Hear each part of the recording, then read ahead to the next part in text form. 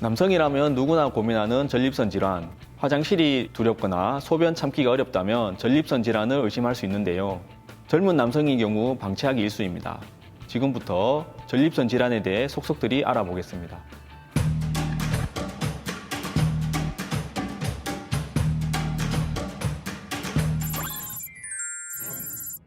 제가 이제 진료실에서 환자분들 호소하시는 걸 들어보면은 주로 화장실을 자주 가시게 되고 또 소변 참기가 어렵다. 밤에 소변 때문에 잠을 설친다.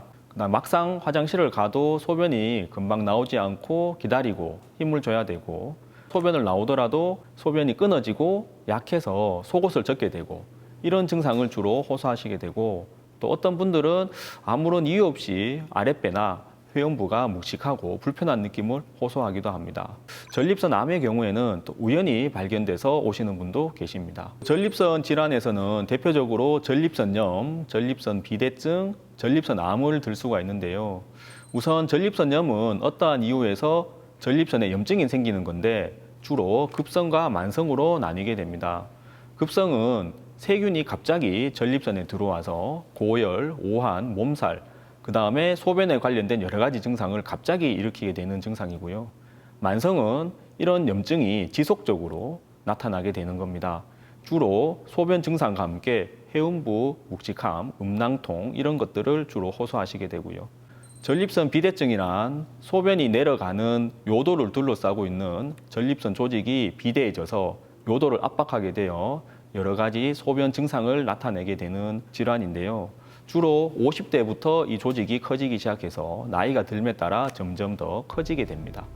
전립선암은 서구에서 주로 흔한 암이었는데 최근에는 우리나라에서도 그 발병률이 증가하게 되고요. 2020년에 발표된 국가암 등록 사업 통계에 보면은 남성분들 중에서 위, 폐, 대장 다음으로 네 번째로 흔한 암으로 나타나고 있습니다. 이러한 전립선 비대증과 암에 대해서 발병 원인은 아직 뚜렷하게 밝혀진 건 없지만 주로 나이나 유전적인 요인, 비만, 서구화된 식습관 등이 원인으로 밝혀지고 있습니다. 그 전립선 비대증 초기에는 단지 내가 소변이 잘 나오지 않고 참기가 어렵다든지 밤에 좀 잠을 설친다든지 하는 소변 증상만 있는 경우가 많지만은 이것을 방치하게 되면 소변이 방광에 남게 되고 또 방광이 늘어나서 소변을 배출시키는 기능이 점점 떨어지게 됩니다. 여기서 더 진행하게 되면 방광이 소변을 스스로 배출하는 기능을 완전히 잃어버리게 되고 콩팥에서 방광으로 소변이 내려오지 못하거나 오히려 방광에 있는 소변이 콩팥으로 역류하게 되어 콩팥 기능을 망가뜨리게 됩니다. 더불어 반복적인 요로 감염으로 인해 계속 병원 신세를 지셔야 될 수도 있습니다. 또 소변을 완전히 배출시키기 어렵기 때문에 도구를 이용해서 소변을 배출시켜야 되기 때문에 삶의 질이 많이 떨어지게 됩니다. 전립선 질환을 가지신 분들이 피해야 되는 음식이 있는데요. 바로 커피 등에 포함된 카페인입니다. 그 카페인은 이뇨작용이 있어서 소변을 많이 만들어내게 되고 방광을 자극하게 되어 소변을 참기 어렵게 합니다. 결과적으로 소변을 더 자주 가시게 되고 특히 야간뇨가 있는 분들은 이런 증상을 악화시키는 경우가 많으므로 피하시는 것이 도움이 되겠습니다. 또 과도한 음주는 방광을 과팽창시켜서 급성 요폐를 일으키기 쉬우므로 피하시는 것이 도움되겠습니다.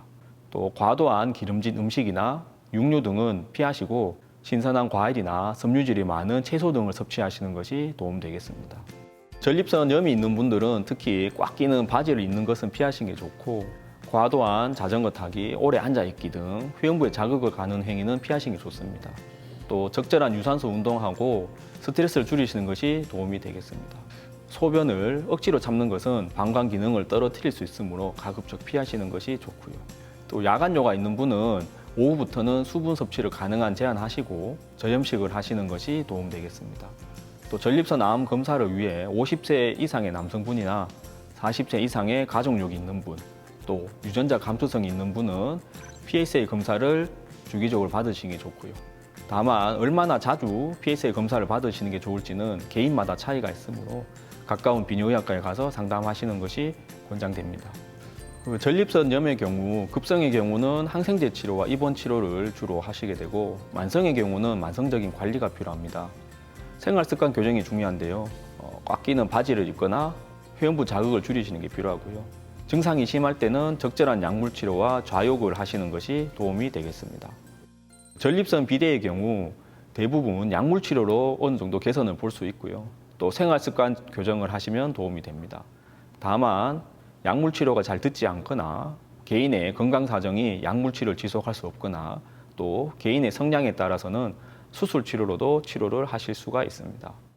전립선 암의 경우에는 병기에 따라 치료 방법이 나뉘게 되는데요. 대표적인 치료 방법은 수술 치료와 방사선 치료입니다. 그러나 환자분 상태에 따라서 적극적 관찰요법을 할 수도 있고 호르몬 치료를 하실 수도 있습니다. 전립선 암의 경우에는 적기에 발견하여 적절하게 치료하시면 5년 생존율이 95%에 달하는 비교적 치료 외우가 좋은 암이지만 발견 시기가 늦게 되면 여러 암과 마찬가지로 치료 외우가 좋지 않으므로 조기 발견이 중요하다 하겠습니다. 많은 환자 비대증을 가지고 계신 환자분들이 여쭤보시는 게 이게 결국에는 방치하면 이제 암이 되는 거 아니냐 이런 얘기를 많이들 하십니다. 근데 이제 결과적으로 비대증하고 암은 이제 생기는 부위도 다르고 발생되는 기전도 다르기 때문에 이게 별개의 병입니다. 그러나 이제 이런 환자분들이 걱정을 하시는 것은 비대증 증상과 암의 증상이 증상만으로는 구분이 쉽지 않습니다. 전립선 비대증이 있는 분은 이제 이런 검사를 통해서 암을 발견하기가 상대적으로 좀 더 어렵습니다. 그래서 암을 발견하는데 진단되는데 시간이 조금 더 걸리는 편이고 그러므로 해서 이제 환자분들께서 이게 비대증이 나중에 암이 되는가 하는 오해를 하시는 경우가 많습니다. 지금까지 전립선 질환에 대해서 알아보았는데요. 전립선 질환을 가지신 분은 본인 소변 증상에 맞게 적절한 생활 습관과 식습관 조절이 필요하십니다. 특히 카페인과 술은 소변 증상을 악화시키고 특히 야간뇨를 악화시킬 수 있으므로 적절하게 조절하시는 게 좋고요. 또 스트레스나 긴장감을 유발하는 행위 등은 피하시는 것이 도움이 되고요. 소변 증상이 조절 잘 안 되는 분들은 적절한 약물 치료를 통해서 증상을 완화시키고 방광을 보호하시는 것이 중요하겠습니다. 특히 50세 이상의 남성분들이나 40세 이상의 고위험분들, 유전자 감수성이 있는 분들은 전립선 암 선별 검사를 받으셔서 조기에 암을 발견하시는 것이 좋겠습니다. 이상 비뇨의학과 전문의 배재준이었습니다.